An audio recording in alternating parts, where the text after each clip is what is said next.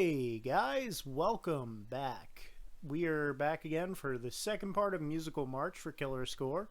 This time around, we got something that Erin is going to be showing for us. But to start things off as usual, welcome for those of you who are returning and some of you who might be tuning in for the first time to Killer Score, a podcast where we cover films that we feel are underrated with phenomenal scores and cult films in general that we think have fantastic scores. And this time around, we are doing a musical month, as I established. I am your host, Daulton Morrison. You can find me online on various websites as Sick Jacket Man. I've got stuff up on YouTube you can check out, more coming soon, and I am going to pass it off down the line. Hi, Erin Murray here. You can find me online at witchingcrafts.com, facebook.com/witchingcrafts, and you can find me on Instagram and Twitter under Nair Murray. We also have an Instagram and TikTok for Witchingcrafts. That's my homegrown crafting business. And this week is my movie, but before we get into that, I'll hand it over to Richie. Richard Eckert here, Richard's Rad Voices.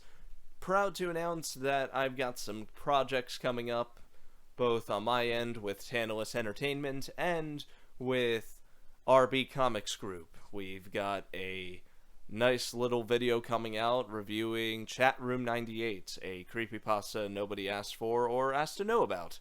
More on that on my own channel and their channel, but if you want to find some of my other stuff that doesn't involve that, you can just look at Richard Eckert or Richard Eckert, voice actor. Follow me on Twitter at Richard F. Eckert, etc., etc. But now that we're done with the mindless shilling, let's take it over to Erin, because she has something pretty special for us today, if she is not lying to us.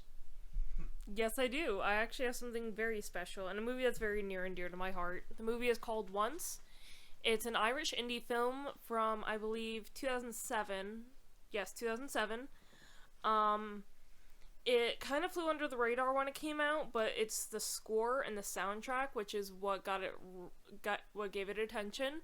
For those of you who are familiar with the song Falling Slowly, that song actually did win an Oscar for Best Original Song the year it came out. But no one really talks about the movie anymore because it got overshadowed by the stage musical that came out, about 8 years ago? Yes. Actually, let me see. It would have been about not 9 years ago, yeah.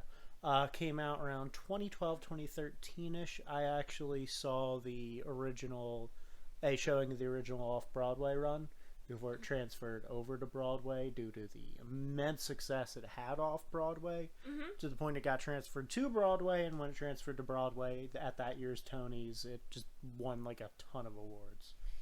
Yeah, Once swept the Tonys the year it came out on stage, and this is an interesting perspective that we're doing for Killer Score this episode, because I have only seen the movie, Daulton has only seen the stage adaptation, Yeah. and Richie hasn't seen it either, so he's coming into this completely blind. Richie, would you like to read the back? Of course. First time we've had a DVD copy in a while, since Near Dark, I think. Yeah. Well, the reason I have a DVD copy is I'm not sure if this movie ever came out on Blu-ray. I can only find, the only Blu-ray I can find is like, recordings of the stage musical. Well, Erin, I'd like to thank you and this movie for bringing my PS3 back from the dead. In any case, the description reads as follows. Sometimes you only get one chance to follow your dreams. So, when a broken-hearted street musician clicks with a beautiful and feisty keyboardist, the unlikely couple decides they have nothing and everything to lose. Over the course of one electric week, the duo writes, performs, and records an incredible cycle of songs, every bit as spontaneous and soulful as their improbable romance. This truly unforgettable blend of transcendent pop music and raw, naturalistic storytelling is absolutely mesmerizing, because something this passionate and original only comes along once. Yay! I can't really clap, so I'm just gonna snap my fingers in the microphone a little bit. I can't do it. Anyway, yay! So a little bit of background about this movie, outside of the description that we just read. This movie had a very troubled production. So one of the things that, one of the problems that they had with filming is that they originally got Cillian Murphy for the lead role. And if you know who that is, you know he's one of Ireland's biggest actors. Probably the biggest. Him and Liam Neeson, basically. Yep. Yeah. So, and I think Liam Neeson's from Belfast, so he's Northern Irish, I think. Yeah. But anyway, because of the songwriting, the way that Glenn Hansard, who wrote the music with Markéta Irglova, who is a Czech singer-songwriter, and the way that he wrote the music for the guy's part in the movie, they're just called guy and girl. There's octave leaps and a lot of tricky bits with vocals that Cillian Murphy said he wasn't able to do. And he also said he didn't want to do the movie if it didn't have a bigger female lead. Markéta Irglova had no acting experience at this point, and he wanted like some Hollywood actress to be at his side for the movie as the girl, and yeah, that didn't fly. So the movie ended up losing most of its funding when Cillian Murphy dropped out. It was made on a shoestring budget. Most of the funding came from either the Irish Film Board or the director John Carney's own pockets, which is not something you hear about that often, and usually when you do, it turns to disaster. Case in point, Tommy Wiseau in the room. Exactly. And another thing about the movie is that because it was made on a shoestring budget, they filmed a lot of the movie in Dublin. Well, actually, I think the entire movie is filmed in and around Dublin. But they also had to film with a long lens, which means filming from like 20, 30 feet away and just zooming in very much with a tripod, so they could get shots on Grafton Street without people noticing. So it's very much guerrilla filmmaking in certain scenes, because if you're familiar with the movies of guerrilla filmmaking in, like, say, the 70s, the 70s and the 80s, a lot of people who are walking around the streets don't know they're being filmed. That's something you can't get away with today. But anyway, because licensing and paying people and clearing out streets and all that stuff. Legal stuff. Legal bullshit. Anyway, and the other thing I was going to mention is that they filmed most of the movie in their friends' apartments, their friends' houses. The only time that they actually had to rent out a space was a scene where they used an actual recording studio. And John Carney, if you're familiar with the band The Frames, is Glenn Hansard's. He was a member of The Frames. I believe he was the bassist. He was the bassist or the second guitarist in The Frames. But if you are interested, if you want to keep watching, please do. We are about to screen once.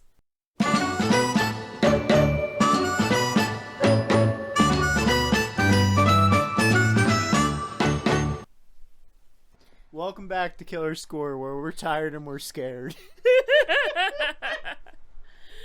Welcome back to Killer Score. We just finished watching the film Once, the 2007 film, directed by I almost said Reeve Carney. We're tired. John Carney. Reeve Carney and John Carney are related? I don't think so. That would be wild. That would be weird. That would be wild if, like, a Broadway guy and a music guy just happened to be related. Yeah. Well, just for context, we are not high right now. We are just we're just very tired. tired. We helped a friend move earlier today, and then we were like, yeah, we'll be in the mindset to record a podcast. I mean, we were only half wrong. And Kinda.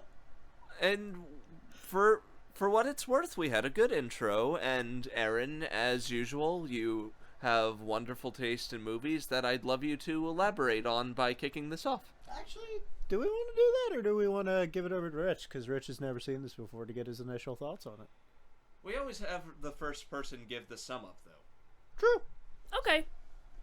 So, as I said before, we finished watching the 2007 Irish indie film Once, directed by John Carney, not Reeve Carney. I don't even know. I'm just tired. Everyone's giving me dirty looks and flipping me off today for things that aren't even my It's fault. our sign of affection, Daulton. You We flipped love me you. off for something. You flipped me off for something that Liz said today. Lex. We're tired. You said Liz. Anyway. What was that? That was someone's phone dropping. That wasn't mine. Might have been mine. We could cut that. Who cares? Alright, who cares? All We're right. tired. We'll Fuck fix it in we'll post. do it live. We'll do it. We'll do We'll it do it live. live. Anyway, so the film chronicles a week in the life of a Czech flower seller and pianist, and an Irish Hoover repairman / busker. They're both musicians. Hoover fixer-upper guy. The broken-hearted Hoover fixer-sucker guy. Yeah. Which is actually a song from the movie. Mm-hmm. And it basically chronicles their week together in a whirlwind romance, kind of like a summer romance, which is both beautiful but fleeting, because we know it's not going to last, as we see in the movie, unfortunately, spoiler alert. But still, it's a beautiful movie. I did start tearing up at the end, as did everyone in the room. But what are your guys' thought of it? Who wants to go first? So, Richie, since he hasn't seen it until now. Yep, fair enough. Yeah. I always like to save the uninitiated's impressions for last, but I'll help out this time. This was a beautiful movie, Erin. I love a lot about this, from the sparse but very fitting and very raw cinematography. Yeah. I love the acting and the musical performances of our two leads, and how well they convey their emotions through singing, which I would love to discuss once the mic is handed back to me after my sum up. But mostly I just love how down to earth and raw the emotions and tone of this movie are. It doesn't feel like every idealized musical about aspiring musicians. It feels like it was plucked straight from the streets of Ireland. Yeah. Straight from Grafton Street in Dublin, where it was filmed. Yeah. Yeah, and it's everything's very diegetic, which helps things for the raw, naturalistic feel. Yeah. Another thing I was going to mention is how influential this movie was on me. This movie got me more into indie music back when I was in high school. Like, indie music is something I'd always kind of listen to, like, in the background, like when my friends introduced me to Def Cab. But that's a story for another day. But this movie got me more into indie music, more into the folksy side of indie music, and I actually, listening to the soundtrack after a million times probably, I actually bought the sheet music from a local music shop, and then I just played like half the songs on piano just for myself, and my sister hates the songs now because she spent like my last she spent 3 or 4 years with me just playing songs from once, and she hates that hates that musical now. I'm sorry, Leah. So I have a completely different experience. Erin has seen this film many times, from the sounds of it. Mm-hmm. Rich is seeing it for the first time. This is my first time seeing the original source material, because a few years after this, John Carney tested it out on the West End before bringing it over to an off-Broadway production before it moved on to Broadway. I actually saw the 2012 off-Broadway production where they made it as naturalistic as the film is. The way they do that is by actually having all of the cast members play. Even when they're like just kind of off to the side in the scene, they act as the backing track. So they essentially replace the traditional orchestra that you get from stage productions by just having the cast on stage performing. Yeah, and I remember when it was announced it was coming to the West End and coming to Broadway, I kind of had a groan, to be honest, because I was expecting something like song and dance numbers to one of my favorite movies. I'm like, don't do this. Do not do this to me. It's mainstream, now it sucks! Yeah, I was being such a total hipster about it. but this is such a total hipster movie. It is. You two are made for each other in the best ways possible. And what's funny is they kept that kind of like style and tone for like the stage production. Like, I was amazed how like close the stage show is to the musical. And honestly, my only takeaway is I prefer the stage show slightly more just because like it's more raw and the film itself is so raw, and stage is even more raw than film is, because stage, the entire nature of theatrical performances is ephemeral. Oh yeah. Like, you had to be there. And I think it really does play into that theme of how ephemeral and fleeting everything is. How temporary things are, because this movie does deal with the fleeting nature of life's best thrills and highs. And we'll put spoilers in for when we do go in depth in a little bit. We'll just say that's the 15-minute mark there, for brevity's sake. That's for editing, Richard, in the future.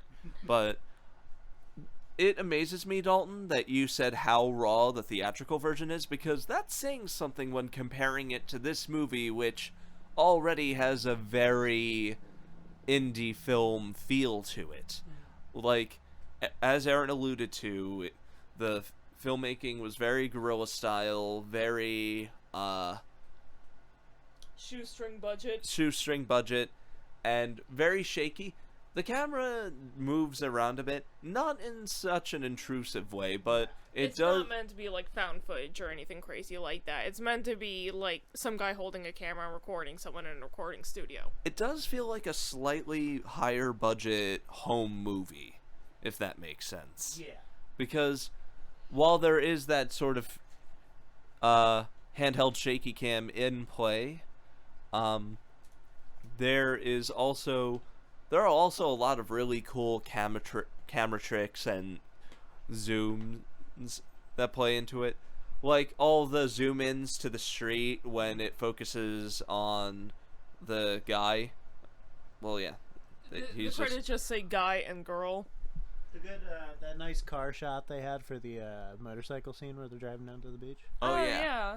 And then, of course, there is that beautiful climactic shot of it zooming out of the window. out of the window and the apartment, and panning out as it's cutting out of the window into the street. You know, if there's one thing that I can say about this movie, the movie thrives on subtlety, which is something that everyone can get into, and I completely understand that, but you have to, I wouldn't say it's one of the movies you have to think hard about, because it's definitely not that kind of movie. Yeah. But it thrives on subtext. Which is why it amazed me that it worked so well on the stage, because I had never seen a stage production like that before, because it kept that feel, where it was about the subtlety, and like the little character ticks and motions, and just like, and there's little reactions to things. That sounds like a hell of a needle to thread on stage, where theatricality and over-expressiveness are kind of your bread and butter. You have to pay to the back rows, as they say. Yeah. And, for example, they showed this movie to one of my friends back in high school, and she was like, why don't they kiss at the end? I'm like, because they don't have to. And because it's not that kind of movie. It isn't. Yeah. This isn't some build up to a giant denouement. It's a subtle romance, but as we said, it's subtle but fleeting. And what part of the tragedy is, like, these two are clearly perfect for each other, but it just can't work. Yeah. They're perfect for each other, but it can't work. They're meant to be together, but at the same time they're not, based on things that are outside of their control. The girl is married with a kid who's supposed to be probably 18 months at this point. And the guy is still having feelings for his ex who cheated on him and left him. Very palpably passionate feelings, as well, as indicated by the songs he dedicates to her and the almost half-joking bitterness with which he addresses it. Yeah. Which is also present in the stage production. And what's interesting is the way that they change certain things, because obviously for the stage, you can't do, like, shots. Yeah. So, for example, the ending reprisal for Falling Slowly, instead of doing the shot pulling out, Yeah. the shot at the end of this film is meant to convey, you know, the distance and the fact that they're separate from each other, and that they're in just like they can't. They're together but apart, essentially. Yeah. And the way they do that in the stage production is by showing Marta singing it by herself. Marqueta playing it by herself on the piano. Mm-hmm. And the guy playing it by himself on guitar, but opposite sides of the stage. In New York. Huh. So even though they're separate, they still have that kind of connection. Yeah. And longing, and they're playing from completely different sides of the world, essentially. That has to be the most effort put into the most somber and subtle atmosphere I have ever heard of. That's impressive. It was haunting. I was weeping. Mm-hmm. Oh, and... I mean, I was the first time I watched this movie, too. Erin saw my reaction, too, by the end, when he's waiting out there for her, and I'm sitting there, I'm like, oh, she's not coming. She's not coming. And then she made some sort of joke about something. What were we talking about? He said because earlier he said, he's like, oh, just stay the night at my place, it'll be fine. We'll just spend the night together. And she's like, that's hanky-panky, that's a bad idea. Yeah. You know, I keep telling yourself that. I'm like, I don't want to laugh right now, Erin. I remember, like, when we saw the stage production, like, the audience was so enraptured, and it enhanced and honestly made it even sadder when, like, he calls his ex, and, like, we all knew it was coming, even though we hadn't seen it before. We all this, and I just heard someone go, "Oh no, don't do that." Oh. Yeah. And I hear someone else go, "Don't do that. You're perfect for each other. It can work out." Yeah, because it's very obvious that Marqueta is not happy with her husband. Yeah. Glenn is not going to be happy with his ex-girlfriend that he's going back to. They're perfect for each other because of circumstances, they won't be together. Yeah. And that's the heartbreaking part of it. It's a very realistic take on romance, you know? Realistic take on tragedy, too, because when you hear the word tragedy, you think like Hamlet, everyone dies at the end. Death. Just permanent loss, but... excuse me, I think of the Greek tragedies of old. Okay, the only survivors in Hamlet were like 3 people, and weren't 2 of them Rosencrantz and Guildenstern? No. Oh wait, no, they died too. Yeah, that's the whole point. Oh yeah, sorry, I haven't read Hamlet. I've only read... Act 2 opens with Rosencrantz and Guildenstern are dead. Oh yeah. That's also a Tom Stoppard play. Yeah. You can be so... But why am I laughing at this? No, You're such a pedant. I'm a Shakespeare geek. No, because I'm just remembering, because I had to refresh my memory on that, because it's been so long since I read a Wikipedia summary of Hamlet, because I actually never read the goddamn play. Hey, just a PSA from Killer Score. Wikipedia is not an official source. Ding. No, it isn't. Hey, if you ever want to read Shakespeare, I got the complete. Yeah, so do I. Yeah. I just never read the whole thing. Yeah. But yeah, like... One thing that this immediately reminded me of, and I made a point to mention this to Daulton and Erin in the middle of screening, was a little anime series called Beck, also known as Beck Mongolian Chop Squad. Good stuff. Great anime. See the English version if you can, because... They actually redubbed and re-recorded everything for English. Including the songs. Yeah. You got Greg Ayres singing his heart out. Brina Palencia, who is just a fantastic singer and actress, by the way, like, as Maho, like... Hidden America is one of the most underrated anime OPs ever. The way it's filmed like a road trip, kind of like a road trip film, I love that. And, like... The characters lip-syncing to the song, you know? Can we just to gush real quick and get back to the movie about how Justin Cook raps so well. He did. It's like, is that Yusuke Urameshi rapping? And he's doing a fairly convincing, like, Zack De La Rocha impression. Yeah. But back to this.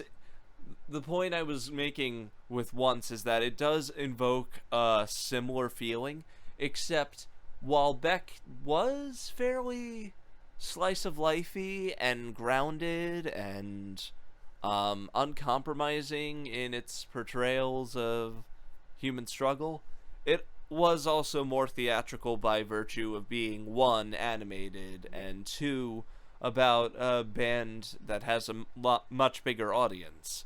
This one once really does speak to a more intimate and less pronounced sort of slice of life, musical, coming to terms with emotions stories.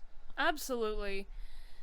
Another thing I was going to say is I remember watching this movie for the first time and doing research on it. This was back in like 2008, and I got it as a DVD from the library because they were the only person who had it. Well, the only place that had it. The library is not a person. And just falling in love with the movie, and it's been a big part of my life ever since. Apologies if you were an actual person named the library. I was unaware. You never know. Yeah, You never know. You never know. Um, The artist formerly known as Prince, you know. Yee. he's dead. Sorry. Spoiler alert. Yeah. Yay. Or yay. Let us not forget that Kanye West is not actually called Kanye West anymore. He's just called Yay. Yay. Or we can call him by his actual title, a goddamn lunatic.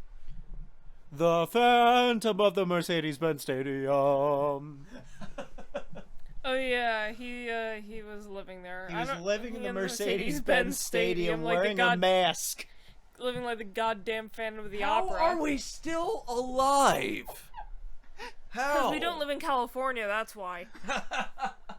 We don't have to deal with the terror of the Phantom of the Mercedes-Benz Stadium. We are not going to live much longer at all. I know I say this every goddamn episode, but it just gets truer and truer every day. Even in this somber-ass episode, we can't help but put ourselves on a fucking firing squad range. Let's be honest, how many Kimye stands are still out there? Seriously. Fair enough. Yeah, I mean, the majority of people at this point are just like, yeah, Kim, get away from that band. Once. Well, she is. I think she's dating Pete Davidson now. Once. Back to once. Sorry. Once. Sorry, we got distracted by celebrity gossip and Kanye being a lunatic. Hot goss. Hot gas. Hot goss, a killer score. Remind me to never do that voice ever again. Yeah, I don't want to be mean, but hearing that from you kind of made... Destroyed your soul? Who are you and what have you done with Erin? It was fun. It was fun. I liked it, but... Okay. You would. I'll save that voice for later. Anyway. Whoa! Whoa! Ew. Oh god, we are terrible human beings. We have fun even in the somber episodes. We do. That's the killer score promise. Yes. So, I got the movie from the library, and I immediately fell in love with it, unfortunately, as libraries go, you have to return the movie at some point. It's like a Sons of blockbuster. bitches. It's like a blockbuster. I know those Gen Z people listening to this have no idea what I'm talking about. Those libraries, sons of bitches. Nobody else is having this. Let me have this. You want to know what's not going to surprise you at all about me? What's that? When I was in elementary school, I borrowed some Dave Pilkey books. You know, the guy who did Captain Underpants. Yeah.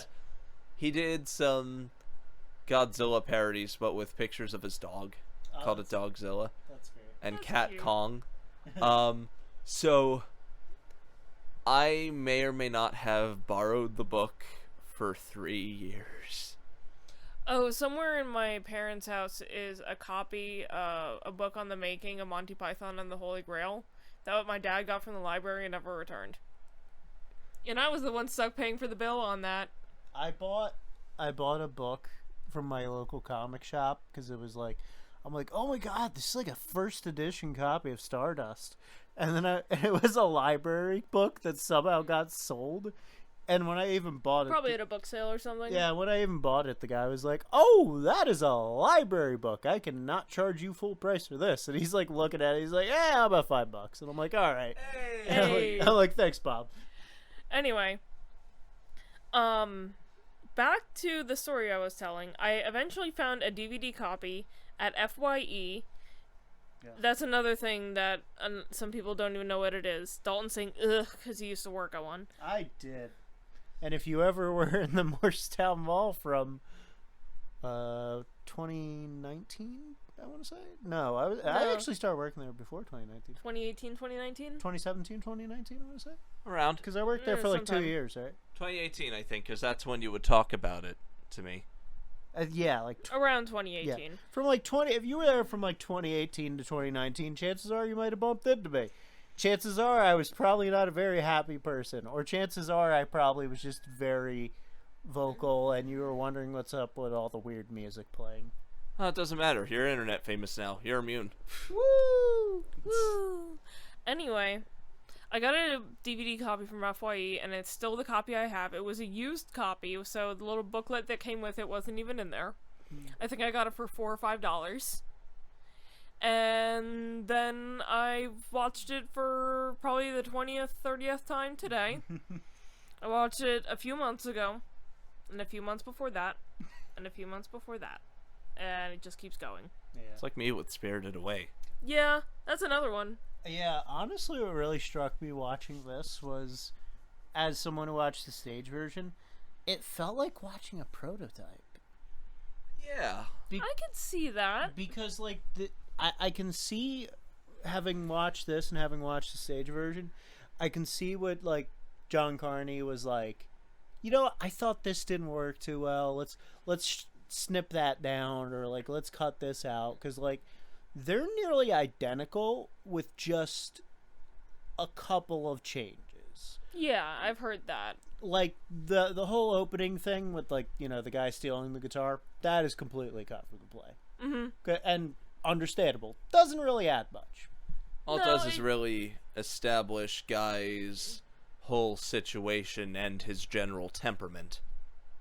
That's about it. Cause even after the guy steals his guitar, the guy's just like, "Oh, come on, man! I just need some money. I didn't mean to do it." Blah blah. And he just gives the guy a couple coins. It was like, "Okay, go." Yeah. Something I like too, leaning into that subdued tone, is just how, like, Nothing the chase sequence even is. It's just very, like, there. not to mention, like, I love how much in moderation everyone's emotions are. Like, you can tell when someone's angry or sad or Yeah, there's no really big explosive moments. there's no screaming at all, really. Well, except for the screaming baby at the end. Yeah, Well, that's among the adult characters. Yeah. But, like, there are so many moments where you think things are gonna reach a boiling point, or someone's gonna call out someone for something they said in a loud fashion, but it never happens. No, Because, well, as Erin has said, it's not meant to. Yeah, and it kind of runs the gamut when it comes to, like, indie music stylings. Erin said it's kind of folksy, but I could even say certain, like, bits remind me of different stylings. Oh yeah, like Poem from the Sky we mentioned sound like the Postal Service. Yeah, honestly, Brokenhearted, Hoover Fixer Sucker guy. yeah, that kind of, it has, like, a Father John Misty vibe to me. yeah. Yeah. Yeah, it feels very Father John Misty. Or like Reverend Horton Heat. Yeah. Well, Glenn Hansard said that his biggest songwriting influences, he calls him the Father, the Son, and the Holy Ghost, being Van Morrison, Oh, yeah. Bob Dylan, and Neil Young. Yeah, that tracks. That, oh yeah, oh boy does that track. That really tracks. I compared the actor's vocal style to like an Irish Michael Stipe, but now I can definitely hear some Neil Young in like that, in that sort of the rawness of the voice. the rawness, the vibrato, the that kind of keening tenor voice that vacillates back and forth to really sell the emotions. Yeah. Shoutouts to Neil Young. What a real one. One of the only guys to get banned from MTV for making a music video mocking corporate music. Yeah. Not only that, but then you have all that stuff with Spotify. Yeah. Oh, yeah. Shoutouts to that guy. I love Neil Young. Bass to this day. Yeah. And once again, Dad, love you. You got good taste. So does my mom. Hi, Mom. Neil Young really is that good. He's based. He's based.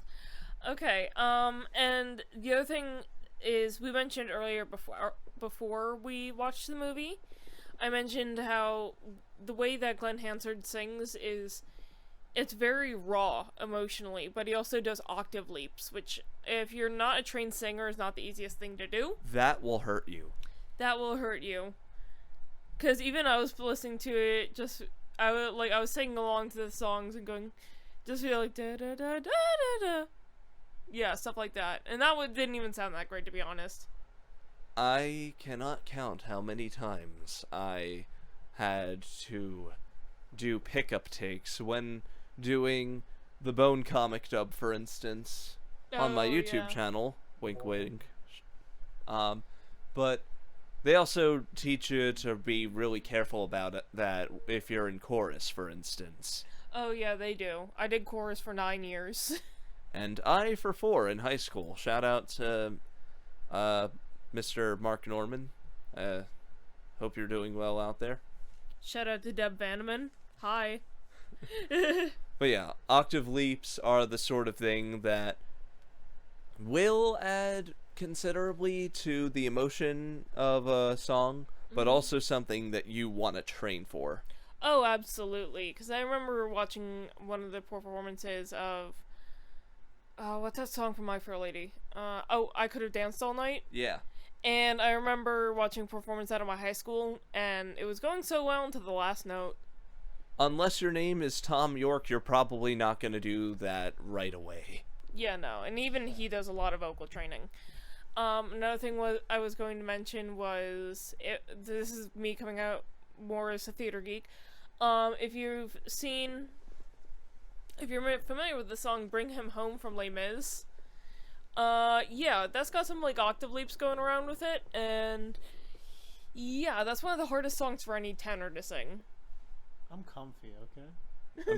Daulton just bundled himself in a hoodie because it's cold in here. Daulton doing his best impression of a member of Organization 13 right now. He's wearing a black hoodie. Real talk, though. Organization 13's got 14 members. What's up with that? Jackass. We're tired. Have we mentioned that? That one was for Trin, by the way. Hi, Trin. Hey, buddy. I really do like this movie, though. Oh, yeah. I'd be lying if I said it took me a bit to vibe with it, because it is so Subdued, off the... yeah. It also subdued. has, like, a slow start. It does. It is a slow boil, but once it does start bubbling, it will never stop. It's like cooking. Once you got that boil going, you're good, baby. Yeah. You got your one pot, whatever you're cooking. One And- pot mac and cheese, or whatever the hell you're cooking, I don't know. Lasagna, just kidding. What are you doing? You cook it in a sheet. Well, you have to boil the pasta. You have to pre-boil the pasta before you put it in the tray. Yeah, but you the can't casserole cook. But dish. you can't cook it in one pot. You know what I'm saying? No. Cooking This has been lasagna cooking. takes like 4 hours. This has been Cooking with Killer Score. By the way, I need to make you lasagna sometime. I will love you so much if you make me lasagna. Okay. You guys are adorable. Why, thank you. Aw, I love you too, Rich. And honestly, Erin, I feel kind of bad for some of the hurdles we had to cross to get this particular episode out, because I could see it, the excitement when you were pitching this to us. It's like the second I'm bouncing right now. Yeah. the second we had this idea, you had come to us and said, "Guys, we got to do this.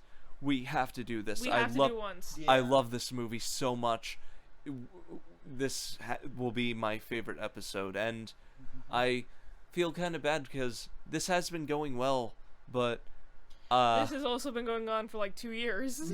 yeah, and also today in particular was a weird production day because we were going to do it, and then we weren't because we were moving we were helping someone move furniture to the other side of town, and then we were gonna have D&D, and that didn't happen. And then that dropped out and canceled. And then we're like, wait, are we gonna be up for it? And we're like, yeah, we're up for it. And then we're like, let's go. Yeah, now we're like, oh man, we're tired. But if there's anything that this episode in particular proves, it's just how valuable our individual passions are to this. Because Erin, you really did keep this one alive. Oh, You really did ensure that we had to produce this today because, well, it's my movie. Yeah. and it's infectious, honestly. Like, Yeah. you made me love this movie.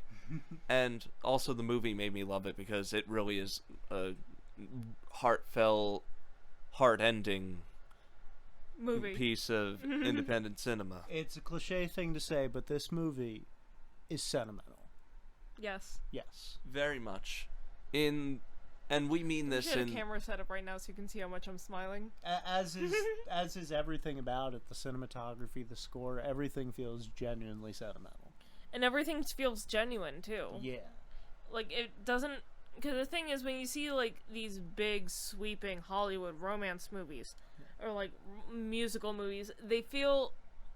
produced. Yeah, and it's bizarre because this film, and by extension, the stage adaptation, you almost feel intrusive. Almost. It almost feels voyeuristic watching it. Kinda. Especially with a lot of the long shots, from the distance. and Yeah, because they couldn't get the close-ups because then they would have to get permits and stuff. stuff. Yeah, so it feels like you're kind of intruding in on the life of some real people. Kind of Yeah. gave me similar vibes to Eternal Sunshine in that regard. Yeah. Like Yeah. when when Joel and Clementine were arguing, but once again, Once is not quite that kind of movie because of No. how much moderation there is to If the only- acting. If only there was a way people could hear our thoughts on Eternal Sunshine on the Spotless Mind. Oh wait, there is. Just watch the episode from, like, 3 episodes ago. Way more than that. Still, Really? Yeah. Because that was my last episode. no, it wasn't. No, it wasn't. What was my last episode? Amelie. Oh, You Amelie. did Amelie. Oh, yeah, because we did around Christmas. I think we're 6 episodes into this current season. We are. Well, So, yeah. No, we're at 7 at this one. Yeah. Yeah. Do we have any other thoughts we want to get out about this? The only thing I want to say is watching this movie feels like watching a performance at, like, a piano bar. And I know that sounds crazy, but you feel that intimate setting of watching a film that has so much... Spot on. That intimate feeling of watching a film that these people who had very little money, they poured their heart and soul into it, and... Which is why I think one of the main settings for the play was a bar. Yeah. And it just feels... It feels so genuine. It feels lived in. And it feels lived in. It feels comfortable. This is less a movie and more life in motion. Exactly. Yeah. Yeah, and seeing this movie, as I said, feels like watching someone play it like a piano bar, or watching like a small band play at like a local club or something, where it, or like even at like an open mic that goes really well, where it's just, it feels genuine, it feels real, it doesn't feel overproduced, it doesn't feel overblown or fake or anything like that.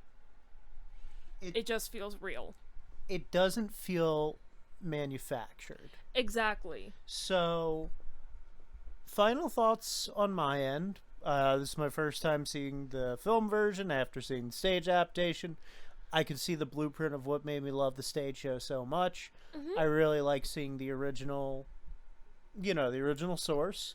And yeah, it was a fun time of a chill little movie. I really cannot overstate how much I loved being introduced to Once.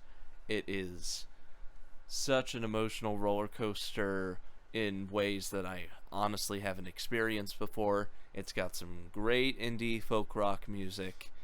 The composition is beautiful, the acting both in and out of the musical numbers is beautiful, and honestly, I'm so glad to have been a part of experiencing one of your favorite movies with you, Erin.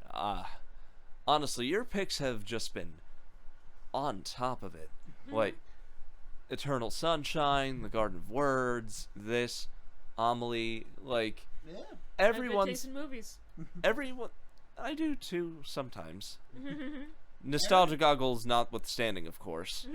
I think Erin is the only one amongst us who has had like nothing but hits so far with the entire group. And honestly, I just want to say just how valued you are as a force in all this. You've done great, and I'm so sorry about the gymnastics we had to do to get this studio ready for this episode and make sure there wasn't a gas leak. It was you. We didn't want this to be our gas leak episode. For context, it was the smell of gas in the studio. Turns out it was just something related to a propane tank outside or something. Yeah. False alarm, and honestly, you didn't deserve that, Erin, because this pick, as with all of your picks, was beautiful. You're awesome. Thank you. No. Yeah. You're gonna make me cry. Love you, babe. Love you too. Oh. So, Musical March has one final entry. We have run the gamut so far. We had a comedy. We had a naturalistic drama. And now we're going to take it in another completely different direction. What would happen if we looked at the most manufactured naturalism ever? What if we tried to look at a film that is both a musical that's natural but unnatural? It sits squarely in an almost uncanny valley place. Who better to do that than a musician turned director who later became a stage performer, putting on a musical that has won many awards?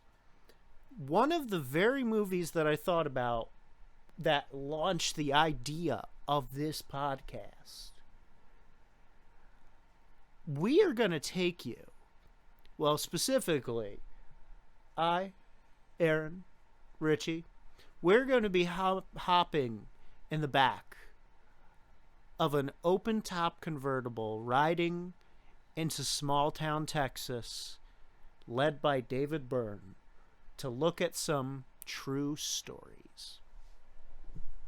Tune in this coming week or the week after on Killer Score.